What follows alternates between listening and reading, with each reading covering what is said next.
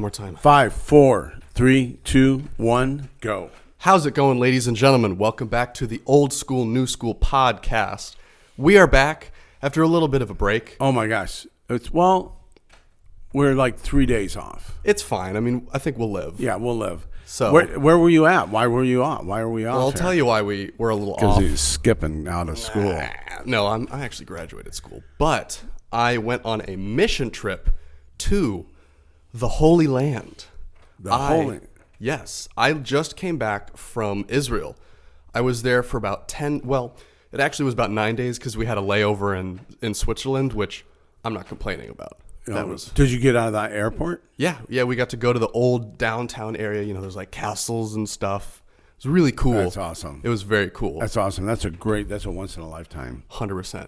I definitely want to go back. So let's talk about mission trips today. By the way, hi, I'm Chris. Hey, Will. I feel like you know us. By the way. So let's talk about mission trips because I know our church that we go to, Bayside, just put out like 30 different mission trips. Yeah. Not 30, probably 20. I mean, probably. I looked at the website. It might be close to 30. Wow. Including the youth ones. The youths. The youths. Are you going to go on any of those? The youth mission trips? Yeah, or just a mission trip. I might go on another one. I was actually looking specifically at Ireland because, hey, red hair. Wow. I'd blend in. And I looked at the price. It was cheaper than the one I just went on to Israel. So I'm thinking I might want to do that. And it's a little bit more evangelism, church outreach stuff, which I love doing. Okay. I don't want to say I'm good at it. See, I love doing a project. Oh, really? You like building houses and stuff? I don't want to talk to people. Oh. Come on. This is like, you'd think you'd be great at evangelism. You would think. Right. Yeah. Well, I turn or burn. That's. Okay. Yeah. You don't want to scare them. So what? So you decided to go to Israel. Yes. What made you decide to go on that trip? So I've been trying to go on this trip for 3 years. Okay. It started originally, I was going to go to Berlin, Germany on a mission trip with a program I'd been with before called European Initiative. Okay. And they do evangelism in the streets. It's literally, I've never met you. I'm going to walk up to you and start talking to you. Yeah. See, I think for most people in the unit, especially our listeners, yes, they're like, thanks, Will, but no. Here, I'll give you $10. Yeah, just go away. No, it's a lot of, especially there's the chance that they don't speak English, but a lot of, the bigger European cities, they have English as a second language. So you could go up to just about anybody and start striking up a normal conversation. And we would have things to kind of introduce the topic. Like, okay. Hey, we were just doing a flash mob. Did you see that? And they'd be like, yes, we saw the flash mob. And then you talk about, what did you think about it? You do a dance like what's that? High School Musical? Well, yeah, actually, kind of. Oh my God! We start out with the Cupid Shuffle. Oh boy! We get a couple. There was a couple of times where there were these Spaniards on a bachelor trip in Budapest, Hungary, and they started doing the Cupid Shuffle with us, and it was great. And then we go from that into a skit that has like a deeper meaning and stuff. And it was this one that we did called The Wall, where there's a wall of people that are all like standing linked arms. And then there's Jesus is on one side of the wall. And then there's this woman on the other side of the wall. And she's doing all of these things that's leading to a downward spiral. Jesus breaks through the wall. Happily ever after. And people would be like, was it a love story? We'd get a lot of that. And we'd be like, technically, yes, which was a good segue. Do you think they're more open to that in Europe than they are here in the United States? That's a good question, because it is weird how you can go to a public park that people are on the ground with like towels eating lunch, and you just go up to them, sit next to them, and they'll be like, yeah, come talk with us. People are very open and susceptible to like conversations with strangers. Okay. It was very common there. And you would just, hey, did you see our thing? A lot of the times you'd get a no. Well, and then you try to segue into talking about, well, we're Americans. We are coming to share our story of how, this guy Jesus changed our lives, and then blah, blah, blah. And I loved doing that. Now, you are more of a project guy. I'm a project guy. Okay. I love, like when I looked at all the mission trips, there was only 2, I think, that were doing a project. Mm-hmm. And one's in Mexico. Yeah. And I'm thinking maybe they're going to help the cartel out or something. Like that. So I don't know. I don't think they're going to help the cartel. I just think the cartel is going to know they're there. They're going to benefit. It makes me nervous. Yeah. How do you get over that? How do you get? I mean, I've been to Africa like 3 or 4 times. I've been to Mexico years ago. I've been to Miami, Florida a couple times. Wow, that's so foreign. Miami. Wow. Yeah. But there are trips that people go to that are in the United States. Yeah. There's a lot of good ones. There's ones to Alaska that are amazing. But for me, the fear wasn't as much where I was going, because I'm going to like an active conflict zone. Like the issues with Palestine and Israel were very apparent. That was, and the way they had the news, yes, you'd think bombs are going over your head every 15 minutes. Yeah, not true. It's not happening. It has happened on mission trips where they would see the Iron Dome, which is like, you know, an anti-rocket safety net in the sky. That's happened before. We had none of that. I mean, you see Israeli soldiers with rifles and handguns walking around. Well, you see that in Africa too. You go into the airport and there's a guy with an M16. You're like, and they tell you don't take any pictures, and you're like, maybe I could sneak it. Don't do it. No, go away. No, American. Yeah, we definitely felt the stupid American cliche, but a lot of Israelis actually love Americans. So how many people touched your hair? Not too many, actually. Weirdly enough, they were cool with it. Because there's actually a lot of redheads where I was. You'd think they would all just be dark hair. There were Orthodox Jews with like bright red hair like mine. Okay, so the spiritual implications of it. So what happens to you on a mission trip? And then I'll share what happened to me. Okay, yeah. So a mission trip is very much you're pouring out, but when you think you're going there to help them. Yes. Which you are. Yes. And it's funny because there's a huge aspect to mission trips where you receive a ton. So I went on, I mean, especially with a trip to Israel, you're getting a lot out of it. So I was serving at a church called King of Kings in Jerusalem. Look them up, go support. They're an awesome church organization. They have tons of different campuses, kind of like Bayside does, but internationally. Right. So they've got places here in the States. They've got tons of places in Israel, surrounding countries, and their, I guess, home church in Jerusalem is in this, also, side story, I'll make it quick, but it's in this crazy shopping mall. It's like, you know, kind of like a plaza that's 8 stories, but it's considered a cursed building because it is built insane. It's like a maze. You have to go, there's like 1st floor to 8th floor, and then over here there's like -2 floors. So you got to go to this elevator to get up 4 floors. Then you got to go over to another elevator to get through floors 3 through 5. And then and then there's one elevator on the 8th floor that goes to the 21st floor. And you're just like, what is happening? You get lost in there so easily. But their church really is in multiple places in this plaza. They have the pavilion, which is kind of on the 1st floor where they have their service. It's an old movie theater, actually. Okay. They re-renovated. They've got, like, movie seats. And that's cool. They show you, like, this is where the popcorn used to be. A lot of churches in the United States are taking over old movie theaters. You see tons of churches in, like, strip malls and plazas. Yeah. It's cool. And then on the top floor, the 21st floor, they have this thing called the Summit, where they have a lot of their offices. They've got a small worship area. And it overlooks the entire city of Jerusalem. It's very, very cool. And there's a pavilion, kind of like a balcony where you can look over everything. So cool. So we were there serving the church, you know, painting it. We tore out a wall. We were doing a lot of renovation stuff. I built IKEA furniture, and I never want to do that ever again in my life. It's of the devil. It is. I was building it. Especially that little fat guy they put in the illustration. So I hate him by the time he gets done. I was building it, and I was like, I never want to talk to a Swedish person ever again. I can't. Because I'll bring this up. Oh, yes. This IKEA furniture, and a lot of, like, I had to go off of the instruction manuals numerous times because it was wrong. Don't even get me started. So I had to put up with IKEA furniture. Thank God for patience. I got through it. And we were just doing simple things where we're being the light of Christ, you know, the body in action. Okay. And it wasn't as much, you know, evangelism is reaching the unchurched people. We were sort of, because Israel and Jerusalem specifically, is very much controlled by a Jewish and a Muslim majority. So for Christians, and converting is a lot harder there. How many people were with you? There was 21 of us total, including our tour guide, and we were, serving a couple of the days and touring a lot. Okay. So we were serving this one day, and it wasn't as much, reaching the unchurched, but we were being the light and an encouragement to those Well, people in ask ministry. the question why you're there. Yes. So absolutely. Yeah. So how did you, spiritually, like what was happening to you in that moment? Like what was going on in your soul? I had a lot of really good connections with the Spirit when I was on the touring days. Specifically, I'll tell you two that really, really hit me.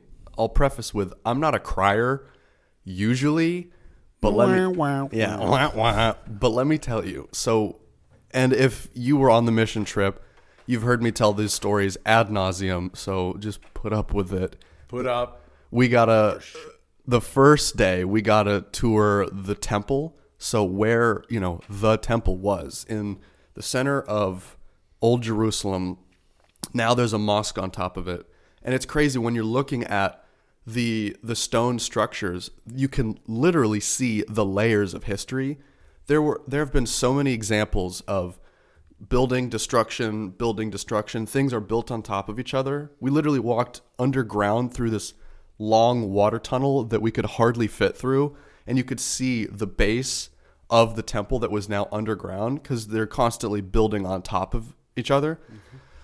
First, it was the Jewish first temple that gets destroyed. Then it's the second Jewish temple that gets destroyed. Then it's the there's like Muslim architecture that's destroyed, Crusaders that's destroyed, then the Turks, which is what's there currently. And you can see the stone. It's weird. The stones get smaller as they go up. So the very bottom base is the old temple. And there's a part of it that you've probably heard of. It's called the Wailing Wall, or the Western Wall. We got to visit that. Let me tell you. I made you cry? So I get to the wall. I'm a bit of a history nut, not super crazy, but when I get there to the Western Wall, and it's weird because there's a male section, there's a female section, so you got to split up. So I'm just by myself for a bit, and I get there and I get close to the wall. The only way I could describe this, it's gonna sound a little weird. When Jesus' mom and John the Baptist's mom, they get together and then they feel them leap in the womb when they get close to each other. I felt this like jump, the spirit literally leapt up inside of me, almost like a pregnant child kicking. Right? It's a weird example, but I get to the wall and I literally feel this jump inside of me. And when you're about to cry and you feel it coming, you're like, oh man, here we go. Tighten up. Yep. Lock it down. Yep. Lock the tear back up. Lock it down. So it wasn't like that at all. It just suddenly started happening. I started not sobbing, but I was I started feeling it. And then I put one hand on the wall. Oh, wow. I put another hand on the wall. And then I put my forehead on my hands and I was just all in. And there's just tears streaming down my face. And I could feel the pressure. Well, you've been reading about this your whole life. I could feel the history, the profound suffering, because that part of Jerusalem is just, it's baked into the walls. You could just feel the spirit of suffering, and I just empathized with that so much, and I just started crying.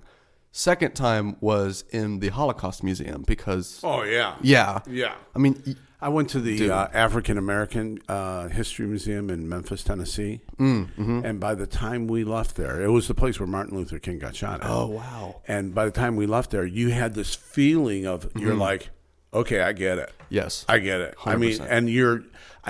It was like, oh, I don't know if I ever need to go in there again. It was so painful. Yes. Speaking as a white dude, that it was like, okay, I get it. Yeah, you can start to understand and empathize a bit. So go on. So that was the Holocaust Museum, you get to the very end, there was this room with like a suspended platform in the middle, and it was a cylindrical room with up into the ceiling and down below the ground, there was bookshelves. Tons and tons of books filled with names of the people that died in the Holocaust. And I felt in my head, I heard, these are the names of my children whom I weep for. And I was just like, oh my God. Yeah, you look up in the ceiling, you see 600 faces. And I just, again, I would try to I didn't like blubber cry, but I kept this like stoic face. It was like a movie scene, just like single tear.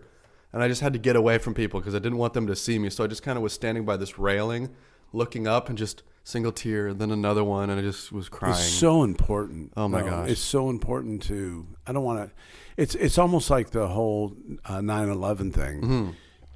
Yep. The longer it goes, the more you're like, well, but when you go there and it stirs up. Yeah. I mean, I remember exactly where I was when that happened and blah, blah, blah. Sure. I remember exactly where I was when John F. Kennedy got shot too. Yeah. I mean, that's just what it is.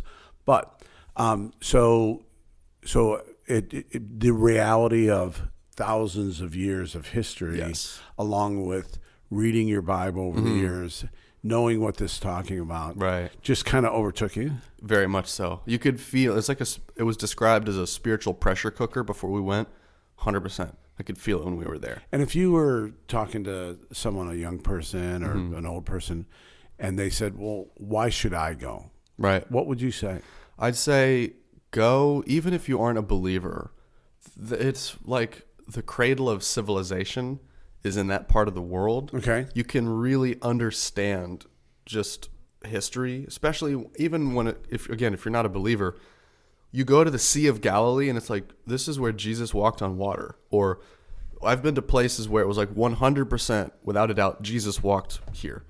The southern steps of the temple was how people got into the temple. That's crazy. That's exactly. You're reading about, and then David hid underground as the enemy was coming to storm the city of David. And it's like, yeah, that was here. Like, I was like, here. It was like right here. Yeah. Like King, and I've been to King David's tomb. It's like, again, go back to 9/11. When you go yes, at the new tower, you're going, no, that happened like right here. Yeah. That's pretty, that's a great insight. Mm-hmm. So, what about you? What are you transition from me to you? We're working the transitions. I put out this cup. I went on this water team. There was 4 of us to Gabon, Africa in 2011. Nice. That's not one of the last ones, but that was the most impactful thing that I've ever done in my life. Wow. Not only as a mission trip, but as impactful. That changed pretty much my view of the world, or my life, where I could turn around and say, it was probably. Sorry, I'm listening. I promise. It was probably. I can turn around and say it was the greatest thing that I've ever done in my life. I mean, besides becoming a Christian, my wife, but as in. I didn't do that well with being a father, so. I was more thinking of like the birth of your child. Oh, yeah. Well, that was gross. I told, after my wife had our first child, I'm like, you don't have to do that again. You don't ever have to do that again. She's like, no, I want more. That looked like it was really hard. No, she did not say. She's like, you're damn right. No. Then about 2 years later, it wears off. Anyway, okay, but we went there, and it was nothing but a pain in the butt to get there. I mean, we didn't get visas. Half of us were able to go there. We had to bring pipes. I mean, it was nuts. Wow. And this machine, so it was this hospital in the middle of Gabon, Africa. I mean, of course, I'm going to forget the name. But is it on the mug? No, it's not on the mug. Oh. That's the country. But it's this hospital with the Christian Missionary Alliance. Okay. And there's a surgery center there. And they had city water, but it was like, if you drink it, you're going to get sick. Oh, yeah. And the water from the well was like brown. Oh, yeah. And so they would actually take, I mean, it was like dirty water. They'd take baths, and then you'd have to filter your own water. And they didn't have any water on the campus. Well, it ended up having like 120 some beds. Dr. Thielander and his wife Joanna were there. 2 of the most beautiful people you ever want to meet. Wow. As in people. Okay. They're not bad looking either. Oh, well, that's good. It's good that you cleared that. So anyway, so they invited us there one time, and then we said, "Well, what are you doing for water?" And they're like, "We don't have anything." So we got this, we got the team together, and there was this guy, Hartmut, Hans, and Kurt, and we decided. These two guys of the team had a lot more money than we did, and they were able to get this huge machine that changed water. And we it was delivered, it had to be shipped there, so it was months. We had to actually bring the piping to hook it up on the plane. Anyway, all that to say is we put in this water filtration system and changed everything for the hospital. I mean, and we were actually drinking muddy water. Yeah, out of cups that were perfectly clean within 10 days. It was amazing. And then the other trip that was, I went to Uganda. A friend of mine we were starting a adoption agency, an international adoption agency. And Uganda, the door was still open for that. It's closed now. But we went to orphanages throughout Uganda, where there were thousands of children because of the AIDS pandemic. They were just leaving on the street. And there was just these orphanages with just kids who were left on the side of the road. And all that to say is one night we went back to our hostel and I was laying there and I'm like, okay, God, what do you want? What do you want? Whatever you want. You have no radio, you have no TV, you just have all this packed in emotion and you're seeing people carry out the gospel and minister to these kids, and it's where I wrote my Baller for Jesus. Baller for Jesus. That's another episode. But I was like, God, what do you want me to do? I mean, I just want to do whatever you want. And so it ended up. I called it being a baller for Jesus. Heck yeah, dude. And it's 8 steps of how to, these are the things that you need to do with your life. And at the end of the day, you're going to be a baller. Let's go. You're going to be a baller. Amen. And but if I had not gone that trip, and the whole time I'm texting my wife saying, "What were you thinking when you said yes? Why did you let me do this?" I mean, because it's really hot there. Oh, yeah. I mean, it is boiling. You're on the equator, and there's the first thing I did when I got back to New York after the one trip is like, I need a hamburger. I need real red meat to eat. True American. But there's these people like the Thielanders and another guy called Mike Rush, but that are just doing the work there that are changing lives. And you get to watch this firsthand. And another trip that I was on, I remember saying, we need to get back to reality. And in my spirit, it says, no, this is the reality for the world. We're going back to Disneyland. Yes. We live in Disney World. Yes. Here in the United States. That's good. Because it's just not, even in Israel. And it's a... Yeah. Oh, I mean, there's parts of Israel, because Bethlehem is controlled by, it's Arab state, more or less. It's not exactly Palestine, but, I mean, there's signs when you're going near Bethlehem that literally say, like, if you are an Israeli citizen, you cannot come in here. You will be, like... either asked to leave or you will be captured and get dead, harmed. Yeah, get dead pretty hard. But I mean, there's tons of places where you go, there's like a no man's land between Bethlehem and then Jordan, which is an Arab state, and it's literally like the surface of the moon. There's craters, there's charred sand, there's just dunes of nothing. And there's like a couple of roadways for, agricultural shipments and stuff, farming. Other than that, it's like, you don't step in here. I would always ask people after they came back from a trip, what happened to you? And so, usually it takes a day, a month, a week. Right. Then all of a sudden it kicks in. Yes. What actually happened, even though you did cry. Yeah. Twice. But you'll get a pass. Seeing it was on the Wailing Wall. Yeah, literally. How appropriate for you to do that. And the Holocaust Museum. Yes, well. Fair enough, right? Fair enough. Oh, my gosh. Yeah. That's just, anyway. Let's do this. Let's next week. Okay. Because I'm going to California. This guy. I'm going to go visit my son and my granddaughter. Fair enough. And my daughter-in-law. So you had kids. That worked out. Oh, my son's a pastor. He's a vineyard pastor in Santa Monica. Yeah, and they all like me. They like you. Yeah, that's they good. like So me. it worked out. We have a good relationship. Nice. Here's something I want to say about missions. I'm sorry, Okay. I'm going to jump back. Go ahead. I never did it when my kids were growing up because they needed a dad around, and, Right. and it wasn't during those times. It wasn't about me and Joyce. It was about them. Yes, you still want to enjoy life and do things, but we weren't in a position to do that. But as soon as they were out of the house, boom, man! I've been on probably 10 or 15 mission trips since the kids left the house. Nice. Oh yeah, I've been around the world a couple Good on times. you. I love it. And sometimes it's not the right time. It's just not the right time in your life. Yeah. Like if you're a mom and you got like 4 kids under 5 years old, you probably shouldn't go on a mission Yeah, trip. maybe stay home for a bit. It's totally sexist. But the kids are a lot. I'm just saying. And so it's okay, right? It's okay to not, it isn't always the season to do whatever you want to do. Sure. And I mean, there's going to come a season you're going to get a family, a wife and a family. Did you meet any chicks out there? Dude, Oh. let me tell you. Okay, hold on. We're gonna keep going. Let me tell you. There's more. No, I'll take it quick, but there are so many tall women in Europe. It's crazy. I ran into a couple of German women at the airport that were like 6'3". And no way. Yes. Dude, we went on the flight to Zurich was a Swiss airline called Edelweiss.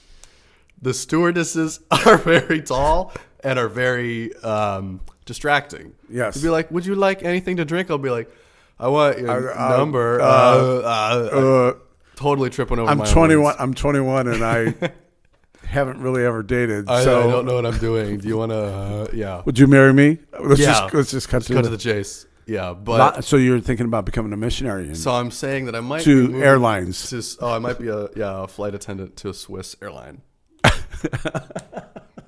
Just got to learn German first. No, that's not happening. No. But yeah, we had that conversation a lot, weirdly enough, because there was like the 50-plus-year-old group, and then there was the Gen Z kids. Okay. Because it was supposed to be a trip with the college, and then that kind of fizzled off, and those that stuck around ended up going with the adult mission trip.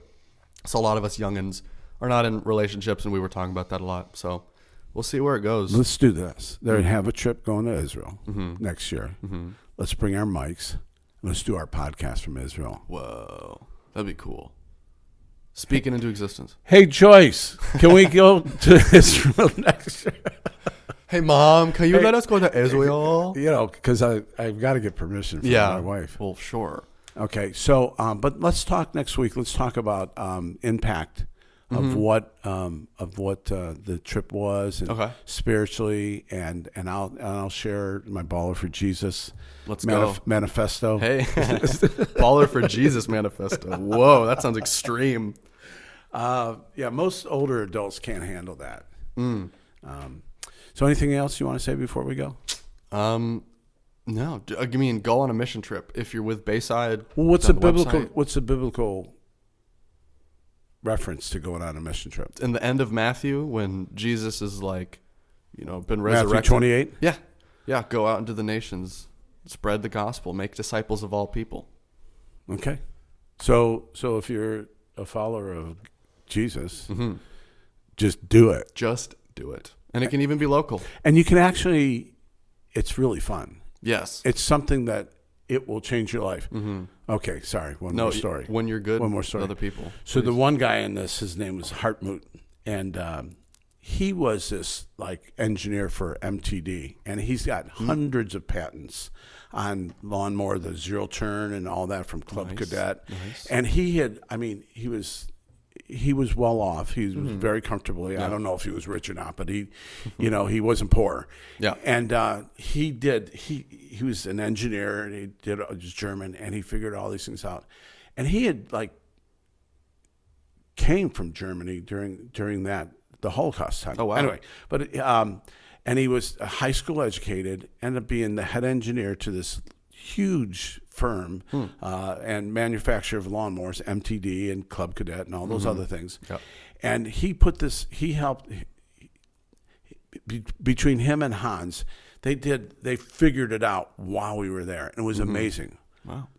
About a couple months, year after that happened, maybe, he got in a car accident coming home on a skiing trip, died. Whoa. Hit by a drunk driver. Jeez. And at his funeral, here's my point. At his funeral, there's all these important people there. Really, I mean, it was like a beautiful thing. And all his accomplishment, every one of them just talked about it. He said, but he never stopped talking about when he put in the water filtration system in Africa. He said it was the greatest thing that he ever did. And so, if you're looking for something, we're saying, I'm doing God's work to people. That's what's great about a mission trip, because you're not going to the public square and getting on the tour bus. You're getting into like back streets where they're making bread, and you're buying it, and you're like, here's $50, right? Because I feel so bad. And they're like, no, don't give them money. And I'm like, yeah, but they need it. And I got pocket change. I got so much cash on me. Yeah. And so if you want something to, when we follow God, when we follow His instructions, when we follow Jesus' instructions, He encourages us to do things that we would have never done before. And being a Christian it's like a great life. I've been around the world. And who gets to say that? Right. Will and Chris. Amen to that. And then when you're doing it with other people, it's even more fun. Yeah. So now you have these lifelong friends. Yes, exactly. We have group chats now. Did they What? Hey, we'll see you next week. All right. See you next week.